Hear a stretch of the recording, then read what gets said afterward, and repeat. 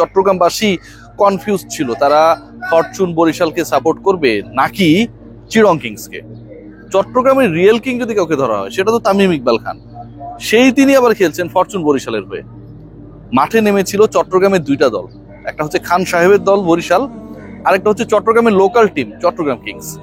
শেষ পর্যন্ত যেই দলই জয় পেত না কেন সেটাতে অন্তত চিটংবাসীর মন খারাপ হওয়ার কোনো অপশন ছিল না।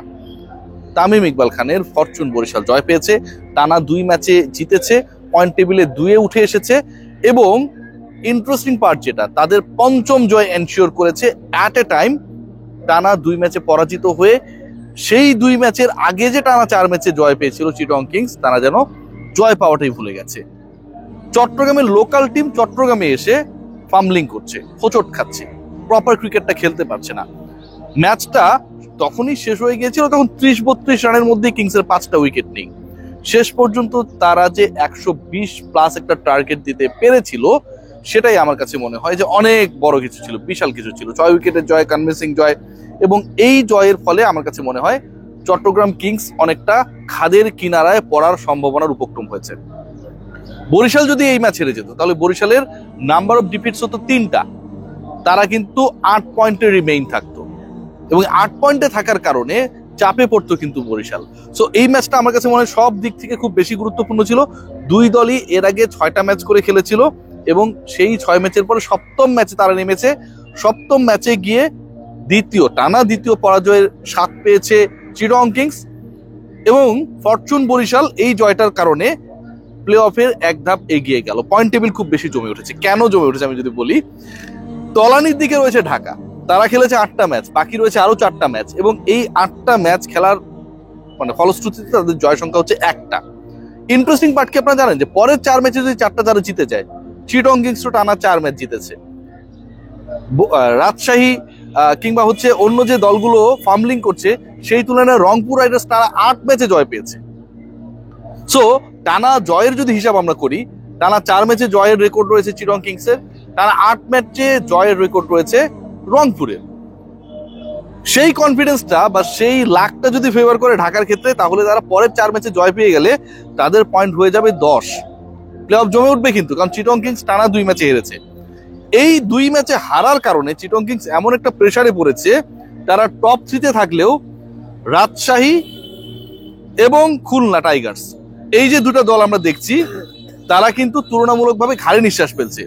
রাজশাহীও 7 ম্যাচ খেলেছে, 7 ম্যাচে তাদের 3 জয়।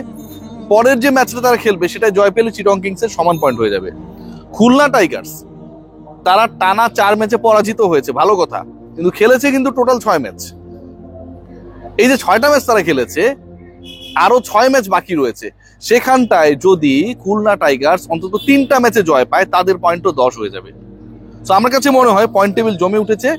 সিলেট এবং ঢাকার সম্ভাবনার জায়গাটা কিছুটা হলেও কম হলেও অন্য দলগুলো যেভাবে খেলেছে, স্পেশালি আমরা যদি খেয়াল করি রংপুর রাইডার্স এবং চিটং কিংস ইন মিডলে, সেই ধারা যদি অব্যাহত থাকে, আবার যদি চিটং কিংসের অবস্থাটা হয় অনেকটা ঢাকার মতো কিংবা খুলনা টাইগার্সের মতো, খুলনা প্রথম 2 ম্যাচে জয় পাওয়ার পর টানা 4 ম্যাচে পরাজিত হয়েছে, ঢাকা প্রথম 6 ম্যাচে পরাজিত ছিল, 7ম ম্যাচে জয় পাওয়ার পর 8ম ম্যাচে আবার হেরেছে, হার আর হার। চিটং কিংস যে হারা শুরু করলো, এটা যদি তারা যদি আনলাকিলি এই হারার প্রবণতা যদি বাড়তে থাকে, তাহলে কিন্তু বাকি দলগুলোর জন্য পুরো প্লে অফের রেসটা ওপেন হয়ে যাবে। Let's discuss about 2 different team. আমার কাছে মনে হয় রংপুর এবং বরিশাল, এই দুইটা দল আমার কাছে মনে হয় সব দিক থেকে এবারের বিপিএল আসলে প্রপার প্রিপারেশন নিয়ে খেলতে নেমেছে। আপনি খেয়াল করে দেখেন রংপুর এবং বরিশালের খেলা, দল গঠন, আকর্ষণ, মাঠে তাদের প্রেজেন্স, ক্রিকেটারদের জয়ের মানসিকতা শুধু অভিভূত করবে না। এরা যখন মুখোমুখি হয়েছিল 2টা ম্যাচে, যেখানটা রংপুর জিতেছে, সেই ম্যাচগুলো কিন্তু এখন পর্যন্ত বিপিএল এর সবচেয়ে বারুদে উত্তেজনাকর ম্যাচ ছিল। বরিশালে মালিক বলেছেন যে বিপিএল এ আসলে প্রিপারেশন ছাড়াই অনেকে দল নামিয়ে দিচ্ছে, বাস্তবতা। এবং এই বাস্তবতাকে যদি আমরা মেনে নিই, স্বীকার করে নিই, তাহলে এবারের বিপিএল এ আলটিমেটলি প্লে অফের প্রথম দল তো হয়েই গেছে আমরা জানি রংপুর, দ্বিতীয় দল বরিশালের হতে খুব বেশি ঘাম ঝরাতে হবে না। আর একটা ম্যাচে যদি জয় পায় মোটামুটি নিশ্চিত। বাকি রয়েছে এখনো তাদের আরো 5টা ম্যাচ, 2 ম্যাচে যদি জয় পায় তাহলে প্লে অফের টপ দুইটা দল হবে রংপুর বরিশাল। সেক্ষেত্রে সুখবর একটা, যে প্রথম কোয়ালিফায়ার যে ম্যাচটা হবে, মানে আপনি ফাইনালের জন্য কোয়ালিফাই করবেন, সেই ম্যাচেও আমরা রংপুর বরিশালের দ্বৈরথ দেখতে পাবো। ফাইনালে ওঠার দুই দলের চান্স থাকবে। কিভাবে? প্রথম কোয়ালিফায়ারে যদি রংপুর বরিশাল মুখোমুখি হয়, একটা দল তো জয় পেলে ফাইনালে চলে যাবে। যেই দলটা পরাজিত হবে সেই দলকে খেলতে হবে সেকেন্ড কোয়ালিফায়ার। এলিমিনেটর থেকে যেই দলটা কোয়ালিফাই করবে তারা হবে প্রথম কোয়ালিফায়ারে, রংপুর বরিশাল ম্যাচ যদি প্রথম কোয়ালিফায়ার হয় সেখানকার পরাজিত দলের সাথে। সো রংপুর বরিশাল মুখোমুখি হয়ে প্রথম কোয়ালিফায়ারে পরাজিত হলেও দ্বিতীয় কোয়ালিফায়ারে জয় পেলে তারা আবার ফাইনালে যাবে। রংপুর এবং বরিশালের টোটাল নাম্বার অফ ম্যাচেস এখন পর্যন্ত যেভাবে এগিয়ে যাচ্ছে বরিশাল, রংপুরের আলোচনা আমি না করি এখানটায়, খুব বেশি আসলে রংপুর নিয়ে আলোচনা করার ডিসকাস করার কিছু নেই।